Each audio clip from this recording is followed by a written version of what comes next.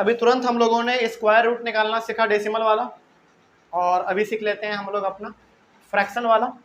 तो square roots of fraction, मतलब कि फ्रैक्शन का भी कुछ नंबर दिया हो सकता है फ्रैक्शन में, और उसका आपको स्क्वायर रूट निकालना कहा जा सकता है, ठीक है ना। उसको भी हम लोग देख लेते हैं। तो सबसे पहला हमारे पास दो सवाल है, find the square root of ये और ये, और दूसरा है फाइंड द वैल्यू ऑफ ये। दोनों का हम लोग सॉल्व कर लेते हैं, देखिए जाए। पहला बनाते हैं पहले, और इसमें भी आपको लग रहा होगा कि सर कुछ नया है। कुछ नया नहीं है, बहुत सिंपल है। ये भी आपका लॉन्ग डिवीजन मेथड से ही बनेगा जैसे आप बनाते थे। सबसे पहले देखिए क्या लिखा हुआ है। सबसे पहले ये जो रूट है ये दोनों के ऊपर है, 441 के ऊपर भी है और 961 के ऊपर भी है। तो इसको आप कैसे सॉल्व करेंगे, दोनों को सेपरेटली अलग अलग सॉल्व कीजिए, ठीक है ना। जैसे एग्जांपल के तौर पे यदि मैं बताऊं आपको, तो 441 है, तो 441 को हम लोग ऐसे लिख सकते हैं, और एक और क्या है हमारे पास 961, इसको ऐसे लिख दीजिए आप, ठीक है ना। और दोनों को अलग अलग सॉल्व कर लीजिए। सॉल्व करते हैं पहले, देखिए जरा ध्यान से, इसका क्या आंसर होगा और इसका क्या होगा, ये निकालना हम लोगों को। निकालते हैं। तो 441 को आप पहले उस तरीके से लिखिए लॉन्ग डिवीजन के मेथड में, जो हमारा तरीका होता था। तो उसके बाद क्या करते थे हम लोग, पेयर बनाते थे। तो इसका पेयर ये होगा, इसका पेयर ये होगा, मतलब इसका तो पेयर नहीं होगा लेकिन ये लास्ट में होगा हमारा। आगे अब किससे करते थे हम लोग, याद कीजिए।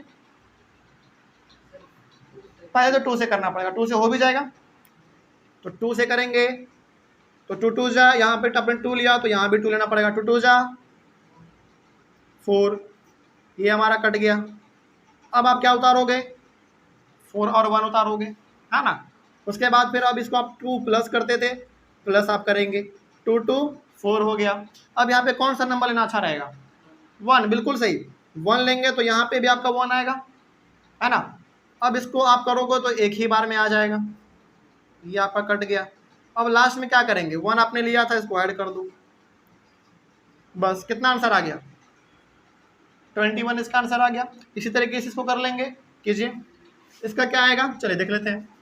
961 है, इसको पहले आप इस तरीके के फॉर्म में लिख लीजिए, इससे आसान हो जाता है। उसके बाद ग्रुपिंग कर लीजिए, इसका ये और इसका ये। उसके बाद किससे सही करना रहेगा, 3 से, 3 3 9 हो जाएगा आराम से। तो 3 और फिर यहाँ पे 3 लिखेंगे, 3 3 9, तो ये हमारा आराम से कट गया, बचा 6 1। ओके, इसको आप प्लस करोगे, फिर 3 3 6। अब तो 1 से करना पड़ेगा, दिख रहा है हमको यहाँ पे। तो 1 से 1 हमने किया, तो 61 से 61 कैंसिल हो गया, सिंपल। उसके बाद क्या करते हैं, को करना पड़े तो लास्ट में कर लेना, वैसे कोई जरूरी भी नहीं होता लास्ट में, लेकिन कोई बात नहीं, बस बन गया। तो इसका आंसर कितना आया, 31 आया। तो क्या आपका आंसर हो गया, सही हो गया, नहीं, ये एक दिक्कत है अभी भी। अब क्या करना है, आपने दोनों को अलग अलग सॉल्व कर लिया। अब इसमें क्या कहा गया था, इसका कितना लाया आपने, इसका आपने लाया 21, और इसका कितना लाया आपने 31, ये हो गया इसका आंसर। मतलब कि रूट अंडर 441 और 961 का फ्रैक्शन में वैल्यू कितना आ गया, 21/31, ये इसका आंसर होगा। तो कैसे करना है, पहले इस प्रकार का सवाल आ जाए तो दोनों को अलग अलग सॉल्व कर लीजिए, उसका जो आंसर आया उसको यहाँ पे लिख दो फ्रैक्शन के रूप में। बस 21 था हमारा किसका, इसका, तो इसके सामने लिखा हमने। 961 का 31 था तो हमने इसके सामने लिख दिया, बस बन गया। ऐसे करना होता है इसमें, और कुछ नहीं है। तो हमारा ये हो गया। और दूसरा क्या था इसमें, अच्छा इसको आप ऐसे कर लो, पहला का पहला, अब पहला का दूसरा यहाँ पे आ जाओ। दूसरा क्या है, ये है ना 1 होल 56/169, ये किस में दिया गया आपका, मिक्स फ्रैक्शन में दिया गया, आपको कंफ्यूज करने के लिए नहीं होना है। क्या करेंगे, इसको इससे पहले मल्टीप्लाई करो, इतना ही आएगा।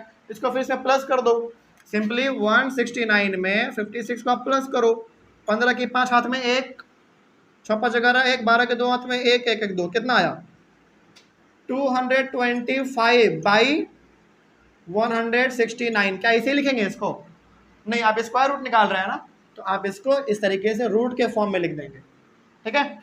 आगे बढ़ते हैं। अब तो ये सवाल हमारा कुछ इसी प्रकार का बन गया। अब दोनों को अलग अलग करके निकालना पड़ेगा, निकालिए। तो पहला आप यहाँ पे लिख लो, रूट अंडर 225 का क्या होगा, और यहाँ पे लिखो 169 का क्या होगा, और दोनों का आप अलग अलग सॉल्व कर लीजिए, बड़ा सिंपल रहेगा। तो 225 को आप सॉल्व करेंगे, इसका पेयर बनाएंगे, ये बनेगा, इसका नहीं बन पाएगा। देखिए आप जरा ध्यान से, किससे करोगे सबसे पहले बताइए, आपके पास यहाँ पे 2 का पेयर नहीं बना है, तो किससे करेंगे आप बताइए? इसका 1 से करना पड़ेगा, क्योंकि 2 से की जगह 2 2 जा 4 आएगा, जो कि बड़ा हो जाएगा। 1 से करना सही रहेगा। तो 1 से करेंगे आप पहले, तो 1 आपका यहाँ पे आएगा। तो 1 × 1 1, माइनस करोगे 1 आएगा। उसके बाद जब उतारेंगे तो दोनों उतारेंगे, क्योंकि दोनों पेयर में है, तो 2 5 उतरेगा। अब इसको आप प्लस करते थे, याद कीजिए। अब यहाँ पे अब आपके पास लेना कौन सा नंबर अच्छा रहेगा? मेरे हिसाब से 5 एक बार लेके देखते हैं, है ना। तो 2 है, 5 लेंगे तो 5 5 5 जा 25, 5 2 10, 2 12 हो गया 125 ही। मेरे माइंड में क्या चल रहा था कि लास्ट में 5 है, तो कोई ऐसा नंबर लेना पड़ेगा जिसके क्लास में 5 आ जाए। तो हमने 5 ले लिया, 5 5 25 होता है। तो यहाँ पे 5 आपने लिया, तो यहाँ पे भी कितना 5, यहाँ पे भी 5।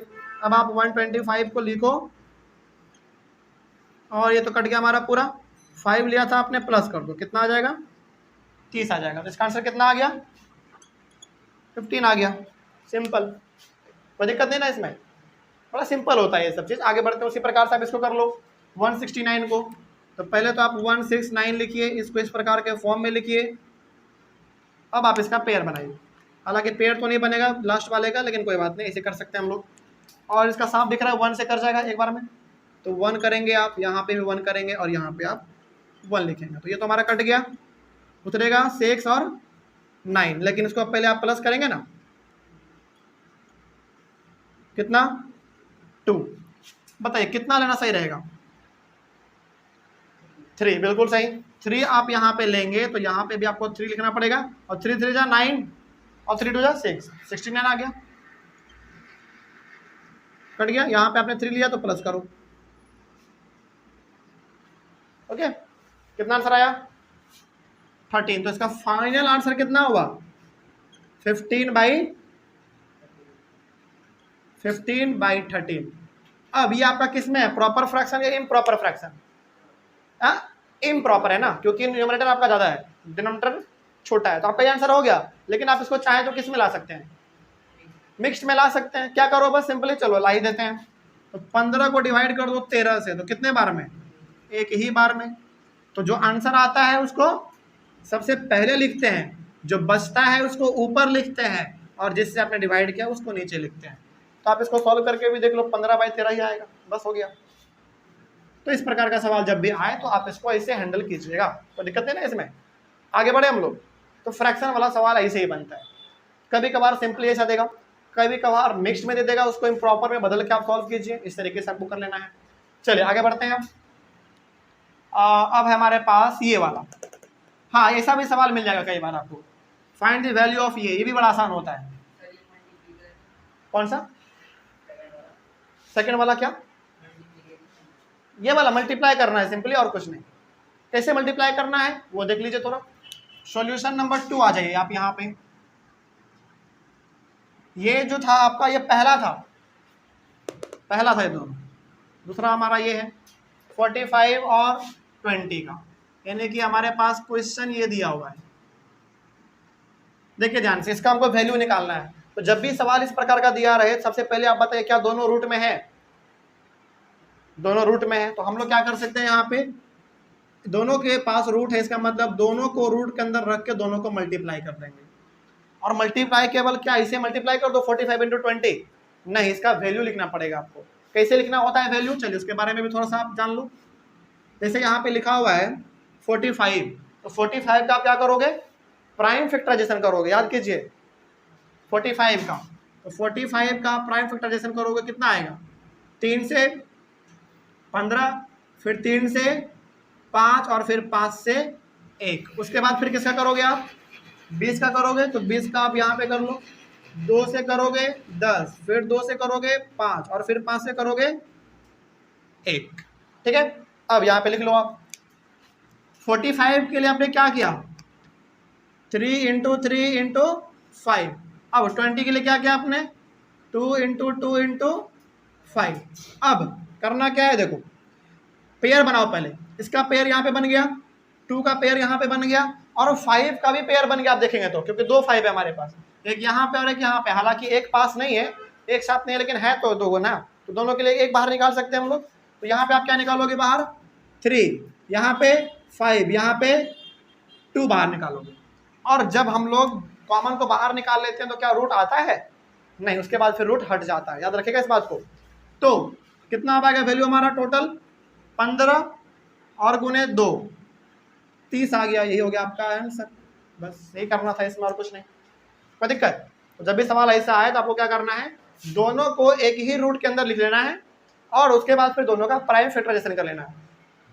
प्राइम फैक्टराइजेशन करने के बाद दोनों में जो कॉमन होगा उन दोनों कॉमन में से एक एक को बाहर निकालते जाएंगे और लास्ट में मल्टीप्लाई कर देंगे, आंसर आ जाएगा। ठीक है, चलिए इसका स्क्रीनशॉट ले लीजिए जल्दी से ऑनलाइन वाले बच्चे आप लोग।